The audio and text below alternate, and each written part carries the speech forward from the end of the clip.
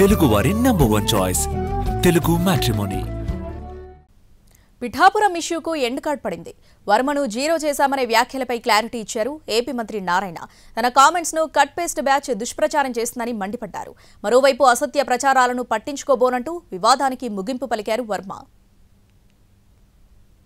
2-3 రోజులుగా పిఠాపురం మాజీ MLA ఎస్వీఎన్ఎన్ Varma zero వ్యవహారం ఏపీ పాలిటిక్స్ లో హాట్ టాపిక్ గా మారిపోయింది. వర్మను జీరో చేశామంటూ మంత్రి నారాయణ ఆడియో వైరల్ అయింది.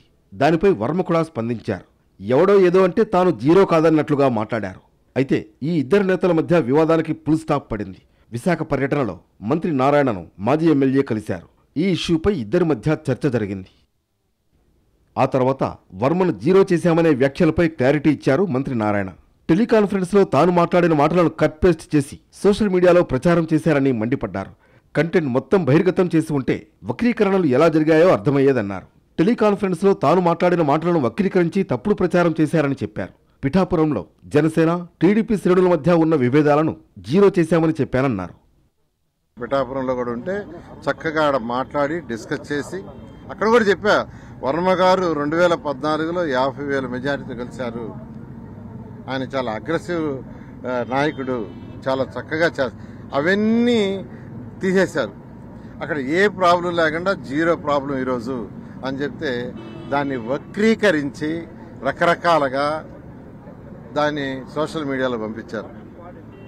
ఇది కరెక్ట్ కాదు. వైసీపీ నాయకులు ఏమనుకున్నా ఏం చేసినా మా మధ్య ఎటువంటి విభేదాలు రావండి.